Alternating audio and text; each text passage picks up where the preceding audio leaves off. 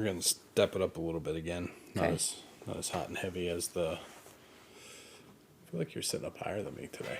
Yeah, I'll sit back. You're good. All right.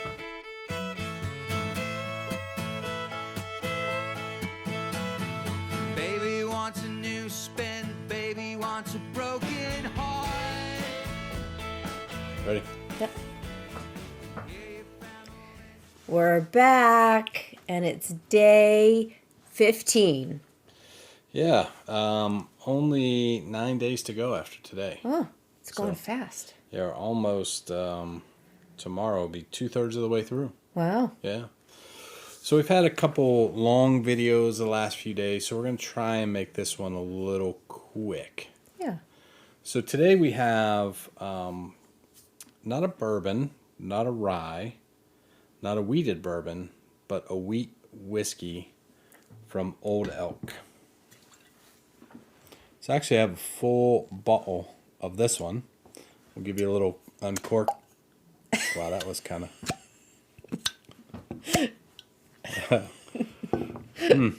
little less than exciting uncorking. So this is from Old Elk Distillery in Fort Collins, Colorado.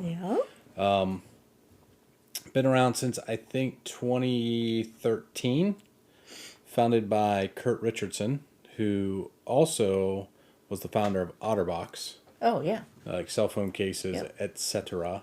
So interesting story with this one is, so they lured or hired Greg Metz to come be their master distiller. So Greg Metz was the master distiller at MGP, Midwest Grain Products, which we've talked about before.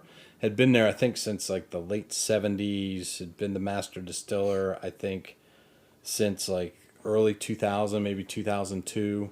So a lot of the sourced whiskeys that people are drinking today, Greg Metz distilled. Still, yeah. So when he left there and went to Old Elk, they are sourcing whiskey. So this is an MGP product from MGP in Indiana. But the cool side note on this is he actually distilled it Oh, nice. while he was there. Yeah. So even though it's sourced, it is his whiskey. And we got to meet Greg at a dinner not too long ago. It was a lot of fun. Yeah, you Yeah. can tell them about it. Yeah.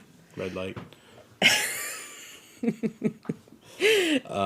Yeah, so there was a whiskey dinner in Exeter that we went to and got to meet Greg, and they paired all their different whiskeys with different courses, and also got to meet Alex, who was their kind of brand ambassador, That's right, sales yeah. director on the East Coast.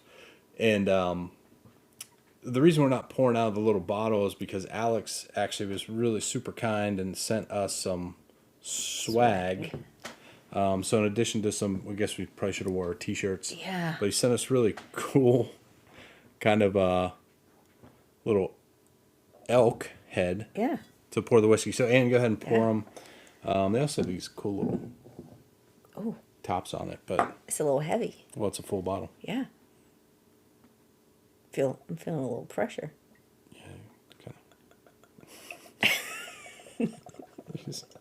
All right. So this, like I said, is a wheat whiskey. It's not a bourbon. It's not a wheated bourbon. So what that means is this is, I believe, 90% or 95%. Let me see if it says. There you go. Wheat in the mash bill. 95% winter wheat and 5% malted barley. So a lot of the wheated whiskeys or wheated bourbons that are out there are, your Wellers, your Pappies. They give like a different mouthfeel. So it can be a little difficult to distill, a little bit harder, obviously, than corn, much more expensive than corn. So it should give a different taste to it. So let's just jump in there because we said we are going to be quick tonight. Yeah. I got a bit, like a little bit of floral and then a bunch of, I don't know if it's butterscotch or caramel or maybe a mix of the two. So this is 5 years old, 50 horsepower or 100 proof. I'm getting like a sweet caramel, Yeah. a little green apple. the vanilla, from it's going to be aged in new oak. A little bit that wheat grain. Yeah, it almost smells like green grass a little bit. Yeah. Which I think is the green component for me.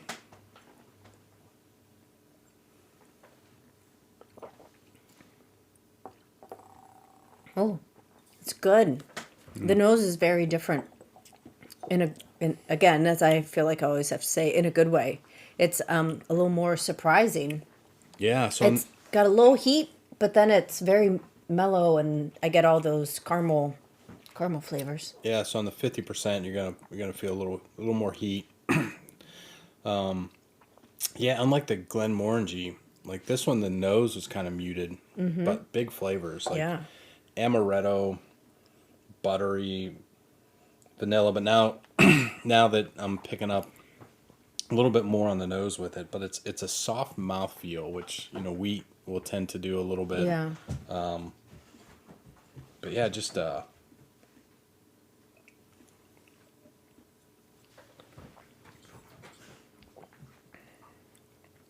like how there's a little burst and then it mellows out and is very, I don't, cooling almost, I feel like. yeah, it's got some Yeah. peppery notes to it, a little barrel spice in there. Really good mouthfeel. It's it starts out really like amaretto. It's got a little hit of amaretto, which is normally you get in a bourbon. But I like that. I like that a lot. I bet this at 50% too would stand up to a old fashioned, an ice cube, anything you wanted to do from a mixed drink standpoint. Yeah. But the finish is it's buttery smooth to me. It's got a long finish. You do get some of that barrel spice in there, a little bit of white pepper, maybe black cracked pepper, maybe not white pepper. White pepper's usually a little hotter. Yeah. I get a little orange at the end. It's good. Yeah, it's just a good whiskey. Especially, for something a little different, from a straight on bourbon, you're not going to have the typical cherry, heavy cherry, heavy Right. vanilla, brown sugar. There's not a lot of, at least to me, not a lot of brown sugar in this one. It's really kind of, it's really almost like a Pitzel though. To me, Yeah. kind of that fresh. Higher up. Yeah, fresh Pitzel, like when it first comes off the press and it's still a little hot, a little warm.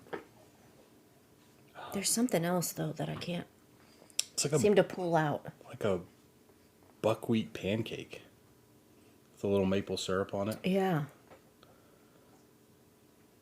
I'm surprised at the sweet notes. Yeah. That's what's really standing out to me right now, at least. Yeah, so I think great people. I mean, Greg Metz, sat there and God love him, spent for about 2 hours, answered every question, Yeah. every stupid question. No. Because there are stupid questions that I asked him, and just a super nice guy, super kind. Yeah. We actually saw them 2 nights later at the New Hampshire Distillers Yeah. Showcase. And Alex was like, "Hey, we're heading over to what the hell was it? The Speakeasy." Easy. Yeah. We met up with them over there. Had a drink with them there. Just super good people. For Yeah. nothing else, I'll buy their whiskey because they're great people. But But great product, No, too. I really like this one. I actually had bought this one early this year. Saw it on the shelf. Like, wheat. Let me give that a shot. And really was blown away by it. Had one sitting around ever since then. Price point around here $65. So it's a 5-year-old wheat whiskey, 50%, 50 horsepower, 100 proof. But yeah, really, I really enjoy this one. It's one Yeah, that me too. we'll buy Yep. again and definitely keep on For the sure. shelf. All right, and who do we want to shout out to? Tonight is Mark and Leonard. Yeah, a couple Old old Elks.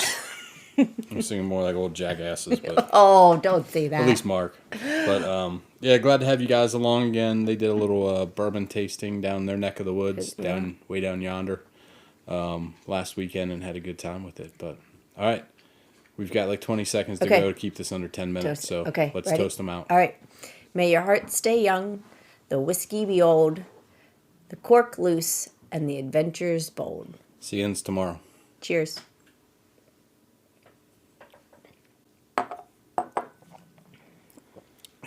It's opening up. Mm-hmm. Oh, licorice. That's Yeah. good. That's Yep. good.